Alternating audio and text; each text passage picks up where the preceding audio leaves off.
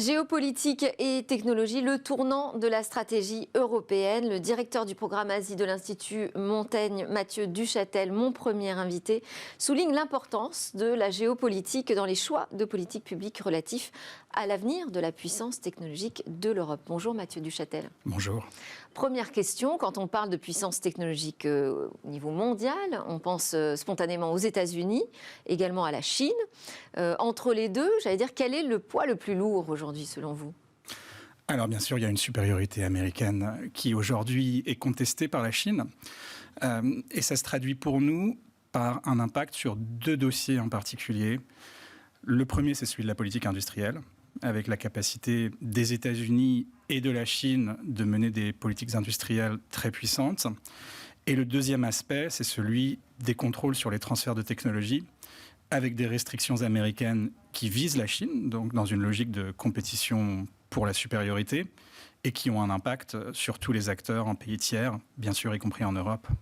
Alors l'Europe qui se retrouve en fait au milieu de ces deux ultra-puissants qui se mènent un combat assez acharné sur la technologie. Avant de rentrer sur le point européen, je voulais rester sur ces deux puissances. Aujourd'hui, en matière de géopolitique, on aurait tendance à dire que nos alliés sont du côté outre-Atlantique. Est-ce qu'il en est de même en matière de technologie ? Est-ce que les États-Unis restent des alliés sur ce sujet ? Alors en tout cas, l'Europe travaille aujourd'hui son lien transatlantique dans une logique d'approfondissement de notre alliance sur ces sujets. Vous avez, depuis l'entrée en fonction de l'administration Biden, la création d'un conseil transatlantique pour les questions technologiques et commerciales qui fonctionne autour de 10 groupes de travail sur des sujets comme les semi-conducteurs, les contrôles des exportations, le filtrage des investissements, et dont l'objectif premier est de répondre à ce défi chinois sur les questions technologiques ensemble. Ça veut dire qu'on est embarqué en fait par les États-Unis dans cette bataille face à la Chine. Oui, on est embarqué par les États-Unis, on peut le dire comme ça. Je pense qu'il faut souligner quand même qu'on a une véritable convergence sur des questions, par exemple, comme les transferts de technologies forcés ou les transferts de technologies qu'on appelle intangibles en Europe, par exemple, ceux qui passent par de la coopération en matière de recherche et d'éducation, qui aboutissent à des fuites de technologies européennes vers la Chine, parfois vers des utilisateurs finaux qui sont militaires. Et donc on a besoin, pour traiter cette question, de coopérer aussi avec d'autres qui font face aux mêmes problèmes. Ce sont les États-Unis, mais c'est aussi, par exemple, le Japon.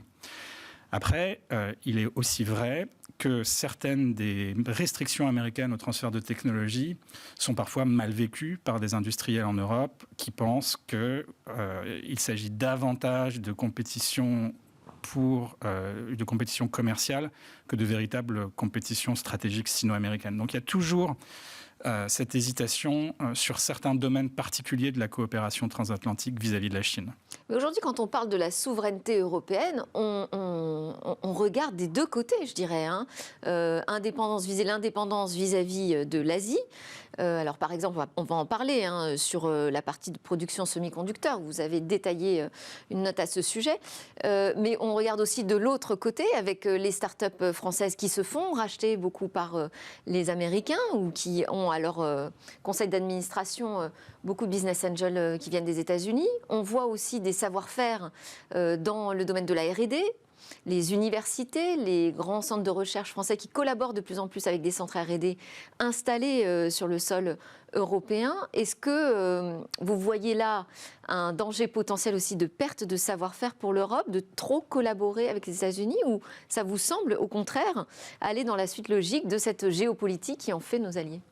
Alors, je pense qu'il y a des questions très difficiles pour les décideurs en matière de politique publique. Je pense en particulier, pour ajouter à votre liste déjà quasiment exhaustive, la question du recrutement en télétravail d'ingénieurs qui peuvent rester, par exemple, quand il s'agit de l'industrie des semi-conducteurs à Grenoble et travailler pour la Californie sans changer de mode de vie du tout. C'est très difficile d'agir sur cette question. Ça, on n'en voit pas encore tout à fait les conséquences. C'est vraiment naissant comme fait. C'est vraiment lié au Covid, c'est vraiment lié à la généralisation du télétravail. Et c'est un véritable problème pour lequel on n'a pas encore de solution, pour être tout à fait honnête. Mais effectivement, la question de la souveraineté européenne, ou la construction de la souveraineté technologique européenne, c'est d'abord pour moi une question très très pratique de comment on fait pour s'assurer les approvisionnements de nos chaînes d'accès à ces technologies qui peuvent être produites en Asie, qui peuvent être produites aux États-Unis. Et on a là un problème tout à fait concret qui est pour moi la véritable priorité. C'est une priorité de politique publique, mais c'est aussi une priorité pour les entreprises. Vous voyez dans le domaine de la tech des entreprises qui connaissent leurs fournisseurs de niveau A, mais qui ne connaissent pas leurs fournisseurs de niveau B. Et donc pour aller dans ce niveau de détail et pour anticiper de futures crises, on a besoin d'informations. Cette information nécessite aussi de la coopération internationale. Donc je pense que la réponse, disons, assez générale à votre question, c'est qu'il y a un volet politique industrielle, mais il y a aussi un volet protection de nos technologies et qu'on doit les faire converger. Et puis il y a un volet données. Alors si on reste déjà sur la politique industrielle, donc le plan semi-conducteur décidé par l'Union européenne, c'est un plan à 45 milliards, je crois, d'investissement. Alors on peut voir les choses comme ça. Après, dans le détail, il y a de vraies questions sur les financements réels, et puis il y a des financements qui sont des financements européens. Et les États membres aussi ont l'autorisation de financer ce secteur à hauteur de 30 milliards. Alors, effectivement, c'est la grande nouveauté de ce plan. En réalité, c'est la création d'un système d'exemption du droit de la concurrence européen pour le secteur des semi-conducteurs, pour de grands projets industriels qui sont véritablement innovants, c'est-à-dire pour des capacités qui ne sont pas présentes aujourd'hui sur le sol européen. Mais alors, je voulais vous faire réagir, parce que hier, en plateau, je recevais Intel qui nous parlait justement de sa Gigafactory qu'il va installer en Allemagne, de son centre de R&D qui sera en France, notamment, je ne vais pas tout citer, mais que pensez-vous de ce choix qui a été fait, justement, de trouver comme partenaire le géant américain des semi-conducteurs ? Alors je pense que c'est aussi le géant américain des semi-conducteurs qui a trouvé l'Europe comme partenaire. Il présente un projet d'investissement qui est un projet d'investissement avant tout dans un État membre, l'Allemagne, mais avec aussi des contreparties pour la France, pour l'Italie, pour la Pologne, avec des projets d'investissement secondaires, effectivement. On a besoin à terme en Europe d'avoir une capacité de production de semi-conducteurs qui franchit le seuil des 7 nanomètres. Ce sont les besoins futurs de l'industrie automobile, ce sont les besoins futurs pour l'innovation en Europe, pour la conception de circuits intégrés. Et on a aujourd'hui 3 options seulement dans le monde. Avant tout TSMC et Samsung qui les produisent déjà, et Intel qui a une capacité, disons, pilote, mais qui n'est jamais entrer dans la production en volume de semi-conducteurs en deçà de 7 nanomètres. Donc là, ça vous semble être le meilleur allié possible pour l'Europe ? Ça me semble le seul pari réaliste aujourd'hui, quand on comprend que ni TSMC ni Samsung ne sont aujourd'hui intéressés par des investissements pour ces technologies-là sur le sol européen.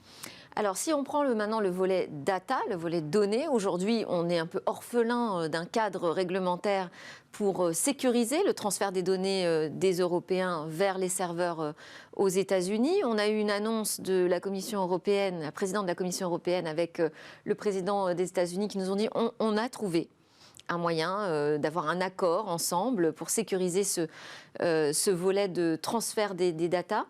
Est-ce que vous avez déjà des pistes sur à quoi pourrait ressembler cet accord ? Comment est-ce qu'il pourrait tenir la route face au règlement sur la protection des données qui est effectif en Europe ? Et est-ce que ça vous semble être quand même un sujet d'inquiétude encore, ça ? Oui, je pense que c'est un sujet d'inquiétude de fait pour beaucoup d'entreprises. Le Cloud Act américain est une législation extraterritoriale qui peut permettre un accès à des données européennes. Donc on a une confrontation de systèmes... Les lois de renseignement, en fait, américaines sont plus fortes que les lois européennes aujourd'hui. Exactement. Donc il y a plusieurs problèmes dans la relation transatlantique sur les questions technologiques. C'en est un, c'est l'un des plus importants. Un accord d'adéquation avec les États-Unis est important.